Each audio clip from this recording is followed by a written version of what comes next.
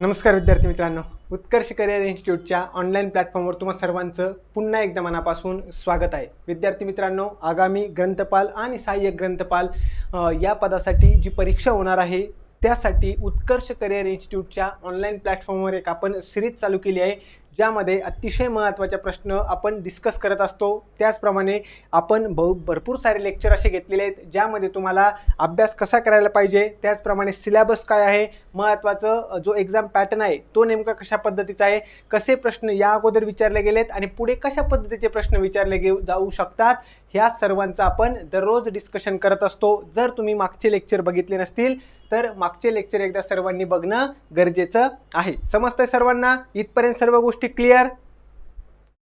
चलो तर करूयात आपण लेक्चरला सुरुवात. जर तुम्ही ग्रंथपाल किंवा सहाय्यक ग्रंथपाल या परीक्षेची तयारी करत असाल तर सर्वांनी नक्की लेक्चरला लाईक करायचं आहे, आपल्या सर्व विद्यार्थी मित्रांपर्यंत लेक्चरला शेअर करायचं आहे. जर तुम्ही नवीन असाल तर चॅनलला सुद्धा सर्वांनी सबस्क्राईब करायचं आहे. क्लिअर आहे? करूयात सुरुवात. तर लेक्चर सुरू करण्यापूर्वी 1 मिनिट सर्वांचा वेळ घेतोय. ग्रंथपाल व सहाय्यक ग्रंथपाल या परीक्षेसाठी स्पेशल ऑनलाईन बॅच ही आपण चालू केली आहे, ज्यामध्ये तुम्हाला तांत्रिक सहित म्हणजे टेक्निकल जो सिलेबस आहे तो सुद्धा आपण कव्हर करणार आहेत. त्याचबरोबर लक्षात ठेवायचं आहे, बाकी संपूर्ण सिलेबस या ठिकाणी कव्हर करून घेतला जाईल. लाईव्ह प्लस रेकॉर्डेड स्वरूपाची ही बॅच असणार आहे. ज्यांनी ही बॅच अजून जॉईन केली नाही त्यांनी लवकरात लवकर काय करायचंय, आपली बॅच जॉईन करून घ्यायची. आणि महत्त्वाचं म्हणजे सर्वांनी लक्षात घ्या, महत्त्वाचं म्हणजे या ठिकाणी तुम्हाला PDF नोट्स मिळणार आहेत आणि आपण याचमध्ये तुम्हाला टेस्ट सिरीज सुद्धा देत आहोत बरं का. त्यामुळे सर्व तुमचा जो सिलेबस आहे एकाच ठिकाणी कव्हर होईल. जास्तीत जास्त तुमचा अभ्यास संपूर्ण आपल्याला लेक्चर व्यवस्थित मिळतील, त्याचप्रमाणे PDF नोट्स मिळतील आणि महत्त्वाचं म्हणजे टेस्ट सिरीज सुद्धा असणार आहे. ज्यांनी ही बॅच जॉईन केली नाही त्यांनी लवकरात लवकर उत्कर्ष इन्स्टिट्यूटच्या आपलं ॲप डाउनलोड करायचं आहे किंवा दिलेल्या नंबरवर तुम्ही कॉन्टॅक्ट देखील करू शकतात. सर्वांनी लक्षात घेणं गरजेचं आहे. क्लिअर? चलो पहिला प्रश्न बघूयात. पहिला प्रश्न नेमकं काय आहे आणि तो प्रश्न आपण कशा पद्धतीने व्यवस्थित बघणार हे तुम्हाला लक्षात घ्यायचं आहे. 5 लॉज ऑफ लायब्ररी सायन्स हे पुस्तक कोणत्या वर्षी प्रकाशित झालेलं आहे? नाव काय आपलं म्हणजे प्रश्न काय आपला? 5 लॉज ऑफ लायब्ररी सायन्स हे पुस्तक जे आहे कोणत्या वर्षी प्रकाशित झालं? 1928, 1931, 1933 की 1925? सर्वांनी उत्तर देण्याचा प्रयत्न करा. प्रश्न अतिशय सोपा आहे, अतिशय महत्त्वाचा आहे. यावर तुम्हाला हा प्रश्न परीक्षेसाठी विचारला जाऊ शकतो. क्लिअर? आलं लक्षामध्ये? चलो क्लिअर आहे सर्वांना? तर आपण बघूयात एक्सप्लेनेशन. सगळ्यात पहिल्यांदा ग्रंथालय शास्त्राचे 5 मूलभूत नियम. आपला हा जो प्रश्न आहे 5 लॉज ऑफ लायब्ररी सायन्स, यालाच आपण काय म्हणणार आहे? महत्त्वाचं लक्षात ठेवा, या पुस्तकामध्ये आपल्याला काय सांगितलंय? ग्रंथालय शास्त्राचे 5 मूलभूत नियम सांगितलेत. मग प्रश्न विचारला जाऊ शकतो की नेमकं हे पुस्तक कुणी लिहिलेलं आहे? तर S.R. रंगनाथन, ज्यांना भारतातील ग्रंथालय शास्त्राचे जनक असं देखील म्हणतो आपण, ते तुम्हाला लक्षात ठेवायचंय. काय लक्षात ठेवायचंय? एका प्रश्नामध्ये काय काय कव्हर झालंय? ग्रंथालय शास्त्राचे 5 मूलभूत नियम कोणत्या पुस्तकामध्ये सांगितलेले आहेत? 5 लॉज ऑफ लायब्ररी सायन्स यामध्ये सांगितलेत. हे पुस्तक कुणी लिहिलंय? S.R. रंगनाथन यांनी लिहिलंय, ज्यांना आपण काय म्हणतो? भारतातील ग्रंथालय शास्त्राचे जनक असं म्हणतो. पुस्तक 1928चं आहे, परंतु त्याचं प्रकाशन कधी झालंय? 1931ला. जे आपल्या प्रश्नाचं काय असेल? योग्य उत्तर असणार आहे. सर्वांनी लक्षात ठेवायचंय. काय उत्तर येईल आपलं? 1931. मग बघून घेऊयात आपण नेमकं हे जे पुस्तक आहे किंवा ग्रंथालय शास्त्राचे 5 मूलभूत नियम कोणते आहेत ज्यावर प्रश्न तयार होऊ शकतो. सगळ्यात पहिला आहे, पुस्तके ही वापरासाठी आहेत. काय सांगितलंय? पुस्तके ही वापरासाठी आहेत. बुक्स आर फॉर यूज हे आपल्याला पहिला नियम सांगतोय. महत्त्वाचं लक्षात ठेवा, प्रत्येक वाचकाला त्याचं पुस्तक मिळालं पाहिजे. Every reader his or her book हा दुसरा नियम आहे बरं का. आपण मागचे जे लेक्चर घेतलेत ना त्या लेक्चरमध्ये डिटेलमध्ये अनालिसिस करून घेतलेलं आहे. प्रत्येक नियम नेमकं काय सांगतोय त्याचं विश्लेषण घेतलेलं आहे. या प्रश्नामध्ये फक्त 5 मूलभूत नियम कोणते ते आपल्याला बघायचे. पहिला नियम काय सांगतो? पुस्तके ही वापरासाठी आहेत. Books are for use. त्यानंतर दुसरा आहे, प्रत्येक वाचकाला त्याचं पुस्तक मिळालं पाहिजे. Every reader his or her book. त्यानंतर प्रत्येक पुस्तकाला त्याचा वाचक मिळाला पाहिजे. ज्या पद्धतीने दुसरा नियम काय सांगतोय? प्रत्येक वाचकाला त्याचं पुस्तक मिळावं. त्याच पद्धतीने लक्षात ठेवायचंय, प्रत्येक पुस्तकाला त्याचा वाचक मिळावा हे तुम्हाला लक्षात ठेवायचंय. एव्हरी बुक इट्स रीडर हे महत्वाचं आहे. वाचकाचा वेळ वाचावा. हे save the time of reader हे सांगितले आपल्याला कोणत्या नियमामध्ये? 4थ्या नियमामध्ये. आणि पाचवा नियम काय सांगतोय, ग्रंथालय हा वर्धिष्णू जीव आहे, म्हणजे वाढणारा. वर्धिष्णूचा अर्थ काय होतो, वाढणारा जीव आहे. The library is a growing organism, हे तुम्हाला लक्षात ठेवायचं आहे. हे पाचही नियम यातला कोणता ना कोणता प्रश्न तुम्हाला 100% परीक्षेला विचारणार.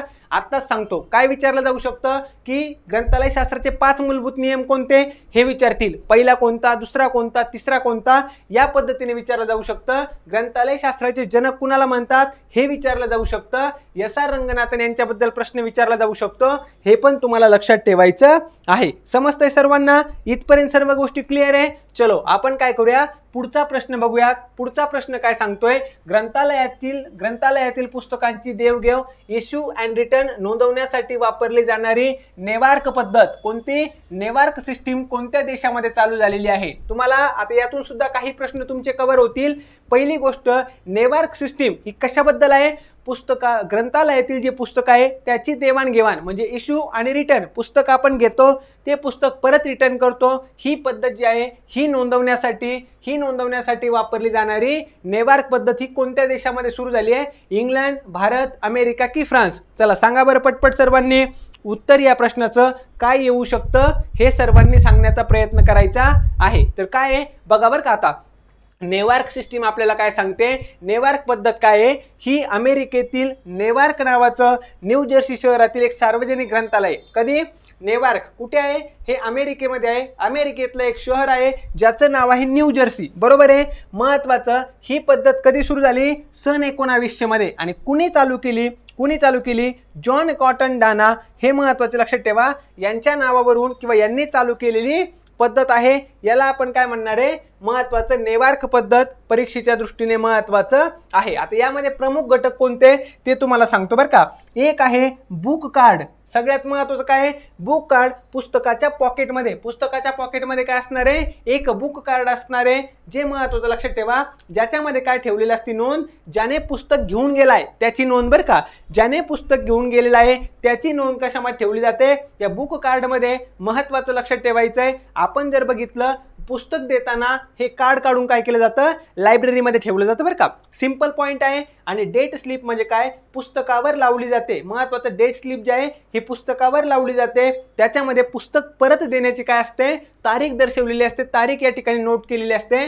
तुम्हाला लक्षात ठेवायचं आहे. क्लिअर आहे सर्वांना, आलं लक्षामध्ये. आपण जर बघितलं, ही म्हणजे ज्या वेळेस कम्प्युटर किंवा टेक्नॉलॉजी नव्हती ना, कम्प्युटर टेक्नॉलॉजी ही पद्धत नव्हती, त्यावेळेस जर आपण बघितलं, ही नेवार्क पद्धत खूप जास्त वापरली जात होती. आपल्यापैकी बऱ्याच जणांनी बघितलं असेल, लहानपणी वगैरे आपण ज्या लायब्ररीमध्ये, ग्रंथालयात, अभ्यासिकेमध्ये जायचो, तिथे सुद्धा अशा प्रकारची पद्धत तुम्ही बघितलेली असणार आहे. म्हणजे आपल्या प्रश्नाचं उत्तर काय आहे, नेवार्क पद्धत. कशा संबंधी आहे हे तुम्हाला समजलं. नेवार्क पद्धत कुठे चालू झाली, ती म्हणजे अमेरिकेमध्ये चालू झाली 1900 मध्ये. अमेरिकेतल्या न्यू जर्सी नावाचं जे शहर आहे तिथे एक लायब्ररी होती, त्या ठिकाणी चालू झालेली पद्धत. म्हणून आपण याला काय करू शकतो, लक्षात ठेवू शकतोय. सर्वांनी समजून घ्यायचं आहे. पुढचा प्रश्न काय सांगतोय, ग्रंथालय शास्त्रातील संदर्भ सेवा, रेफरन्स सर्व्हिसेस म्हणजे काय.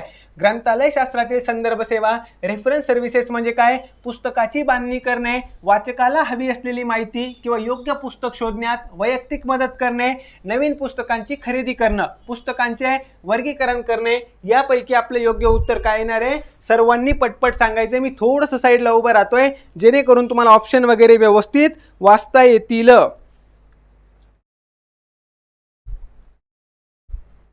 चलो सांगा पटपट.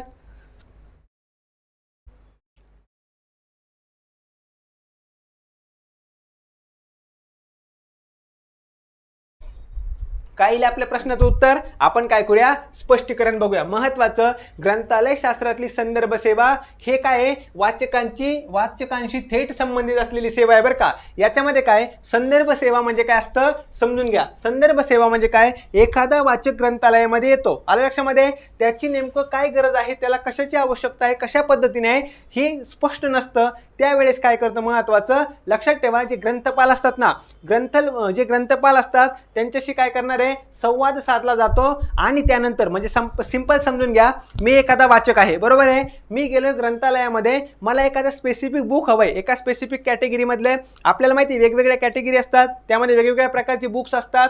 आता हे कपाट आहे, यामध्ये काय केलं जाऊ शकतं, हे वेगळ्या साहित्य, एखादं कविता संग्रहाबद्दल जे बुक्स असतील ते इथं मांडले असतील, आपले इतिहासाचे बुक असतील ते इथं मांडले असतील, आपण म्हणू शकतो सायन्सबद्दल जे बुक्स असतील ते इथं मांडले असतील. जर मला स्पष्ट त्या ठिकाणी मला माहिती नसेल, आवश्यकता नेमकं कुठे जायचंय माहीत नसेल, कोणत्या कपाटामध्ये बुक आहे, मी काय करणार, ग्रंथपाल जे आहेत यांच्याशी संपर्क साधणार आणि महत्त्वाचं लक्षात ठेवा, ते मला त्या ठिकाणी योग्य गाईड करतील, कुठे पुस्तक मिळेल हे सांगतील. आणि लक्षात ठेवायचं आहे, अचूक माहिती किंवा योग्य पुस्तक मला मिळणार आहे, यालाच आपण काय म्हणतो, संदर्भ सेवा असं म्हणतो. मग या संदर्भ सेवेचा उद्देश काय आहे, संदर्भ सेवेचा उद्देश आहे त्वरित व अचूक माहिती, वाचकाला हवी असलेली माहिती त्वरित मिळावी आणि महत्त्वाचं योग्यरित्या मिळावी, हा उद्देश आहे संदर्भ सेवेचा. परत चौथ्या नियमाचे पालन, चौथ्या नियमाचं पालन काय आहे, आपण आत्ताच बघितलं, तर चौथा नियम काय आहे, ग्रंथालय शास्त्राचा चौथा नियम काय सांगतो, वाचकाचा वेळ वाचावा, बरोबर आहे की नाही. म्हणजे एखादा व्यक्ती आलाय आणि त्याला पुस्तक शोधायला 2 तास लागले, मग त्याच्याकडे वेळ असणार आहे का शिल्लक, किंवा तो वेळ गेला की नाही. त्यामुळे लक्षात ठेवायचं, चौथ्या नियमाचं पालन कोणत्या सेवेतून होतं, संदर्भ सेवेतून होतं, हे पण तुम्ही लक्षात ठेवू शकता. आणि ग्रंथालयावर विश्वास वाढवतो आणि प्रभावी वापर करण्यास, म्हणजे ग्रंथालयावर विश्वास वाढणं, त्याचप्रमाणे ग्रंथालयाचा प्रभावी वापर करून त्याला सक्षम बनवणं, हा सुद्धा महत्त्वाचा उद्देश कशाचा आहे, तर या संदर्भ सेवेचा तुम्ही लक्षात ठेवू शकतात, महत्त्वाचं आहे. क्लिअर आहे. त्यानंतर डॉक्टर SR रंगनाथन भारतातील ग्रंथालय शास्त्राचे जनक आहेत, त्यांचं याबद्दल काय मत आहे, वाचकाला त्याच्या गरजेनुसार नेमकी आणि परिपूर्ण माहिती, जो वाचक आहे त्याला त्याची गरज आहे त्या गरजेनुसार योग्य आणि परिपूर्ण माहिती, त्याचप्रमाणे ती माहिती कमीत कमी वेळेत मिळवून दिलेली जी वैयक्तिक सेवा आहे. आलं लक्षामध्ये, म्हणजे एखाद्या वाचकाला नेमकी आणि परिपूर्ण माहिती कमीत कमी वेळेमध्ये मिळवून देणं, याला आपण काय म्हणतो, यासाठी असलेली जी वैयक्तिक सेवा आहे त्यालाच आपण म्हणणार संदर्भ सेवा. तुम्हाला लक्षात ठेवायचं आहे. म्हणजे काय येईल बरं आपल्या प्रश्नाचं उत्तर, वाचकाला हवी असलेली माहिती किंवा योग्य पुस्तक शोधण्यात वैयक्तिक मदत करणं. संदर्भ सेवेबाबत तुम्हाला लक्षात ठेवायचं आहे, वैयक्तिक मदत करणं हे आपल्या प्रश्नाचं काय असायला पाहिजे होतं, योग्य उत्तर असायला पाहिजे. ज्याने पर्याय क्रमांक 2 उत्तर दिलंय त्या प्रत्येकाचं उत्तर बरोबर आहे. पुढचा प्रश्न आपण बघूया. पुढचा प्रश्न काय सांगतोय, राजाराम मोहन रॉय लायब्ररी फाउंडेशन ही संस्था कोणत्या प्रकारच्या ग्रंथालयासाठी काम करते. राजाराम मोहन रॉय लायब्ररी फाउंडेशन, किंवा तुम्हाला काय करतील RRRLF एवढं पण नाव दिलं तरी आपल्याला समजून घ्यायचं बरं का. राजाराम मोहन रॉय लायब्ररी फाउंडेशन ही जी संस्था आहे, ही जी ऑर्गनायझेशन आहे, कोणत्या प्रकारच्या ग्रंथालयासाठी काम करते, सार्वजनिक ग्रंथालय म्हणजे पब्लिक लायब्ररीज, शैक्षणिक ग्रंथालय म्हणजे अकॅडमिक लायब्ररीज, विशेष ग्रंथालय स्पेशल लायब्ररीज, की राष्ट्रीय ग्रंथालय नॅशनल लायब्ररीज. काय येईल बरं उत्तर सांगण्याचा सर्वांनी प्रयत्न करायचा आहे. नेमकं आपलं उत्तर काय यायला हवं, चलो तर आपण जाऊयात. महत्वाचं लक्षात ठेवायचं आहे, सार्वजनिक ग्रंथालयाच्या विकासाची नोडल एजन्सी आपण काय म्हणतो, भारतामधील जे पण सार्वजनिक ग्रंथालय आहे यांच्या विकासासाठी असलेली नोडल एजन्सी कोणती आहे, राजाराम मोहन रॉय लायब्ररी फाउंडेशन आहे. कधी स्थापना झाली होती, 1972ला. आलं लक्षामध्ये, 1972ला स्थापना झाली. भारत सरकारच्या कोणत्या मंत्रालयाच्या अंतर्गत काम करते, तर सांस्कृतिक मंत्रालय आपण ज्याला म्हणू शकतो, या मंत्रालयाच्या अंतर्गत काम करते. मुख्य उद्देश काय आहे, सार्वजनिक ग्रंथालय चळवळ याला प्रोत्साहन देणं, पाठिंबा देणं आणि विकास करणं. महत्त्वाचं, भारतातील सार्वजनिक ग्रंथालय चळवळीला पाठिंबा देणं आणि चालना देणं, हा महत्त्वाचा उद्देश कुणाचा आहे, राजाराम मोहन रॉय लायब्ररी फाउंडेशनचा. परीक्षेच्या दृष्टीने महत्त्वाचं लक्षात ठेवा. मग नेमकं हे कशा पद्धतीने कार्य करतं ते पण आपल्याला माहित पाहिजे. काय आहे, अनुदान, ग्रंथालयांना आर्थिक सहाय्य देणं, त्याचप्रमाणे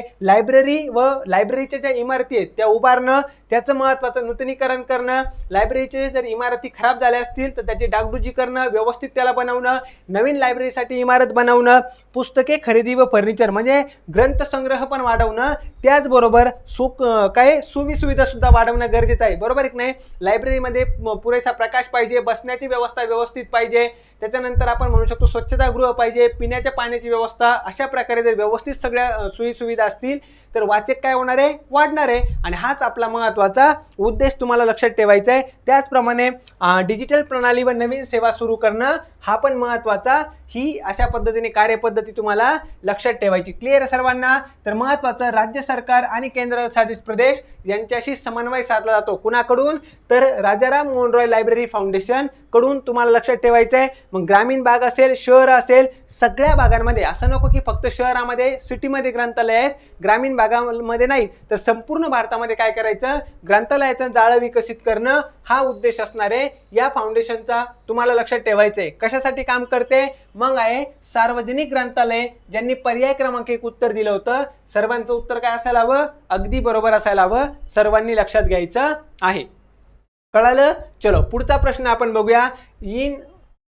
INFLIBNET याचा मुख्य उद्देश काय आहे, याचा एक तर आपल्याला फुल फॉर्म आधी माहित करून घ्यायचा आहे आणि त्याच्यानंतर महत्त्वाचा उद्देश सुद्धा आपण बघणार आहे। शालेय ग्रंथालयांना जोडणं, सार्वजनिक ग्रंथालयांना जोडणं, विद्यापीठ ग्रंथालय आणि संशोधन संस्था यांना जोडणं, खाजगी ग्रंथालयांना जोडणं। खालीलपैकी आपल्या प्रश्नाचं उत्तर काय यायला हवं बघून घेऊयात। महत्त्वाचं लक्षात ठेवा, एक म्हणजे INFLIBNET याचा फुल फॉर्म काय आहे, information and library network centre. काय आहे? Information and library network. बघा INF म्हणजे काय, इन्फॉर्मेशन, LIB म्हणजे काय, लायब्ररी, NET म्हणजे काय, नेटवर्क, इन्फॉर्मेशन लायब्ररी नेटवर्क हे तुम्हाला लक्षात ठेवायचं आहे। Information and library network centre उच्च शिक्षण त्याचप्रमाणे संशोधन क्षेत्रालयातील ग्रंथालयाचं जे नेटवर्क आहे त्याला आपण काय म्हणणार, तर हे तुम्हाला लक्षात ठेवायचं आहे। Information and library network centre हेचं मुख्यालय कुठं आहे, गांधीनगर गुजरात। प्रश्न विचारला जाऊ शकतो बरं का, मुख्यालय कुठं आहे, गांधीनगर गुजरातमध्ये आहे।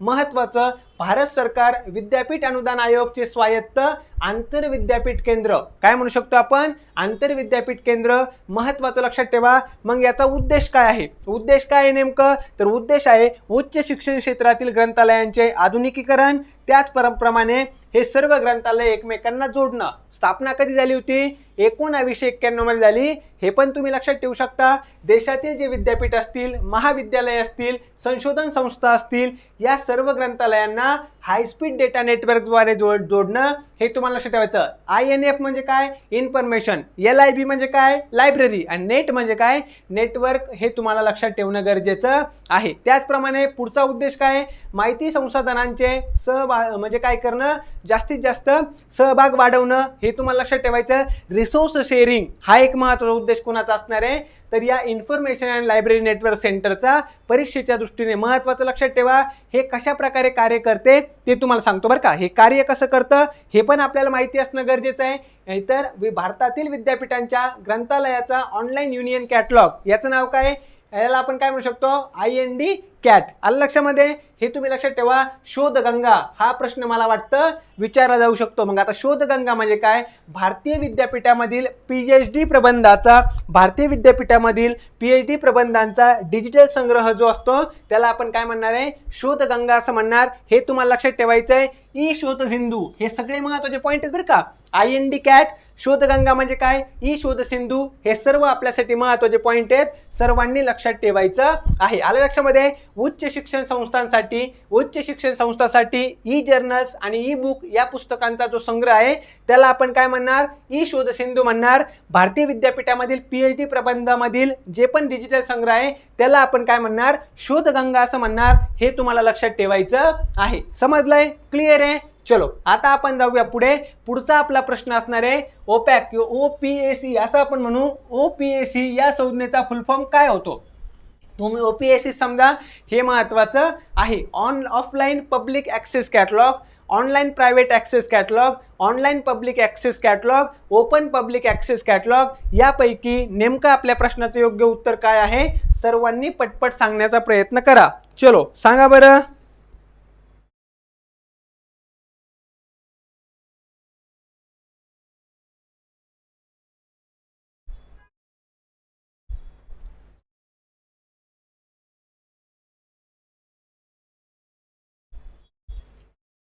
चलो पटकन।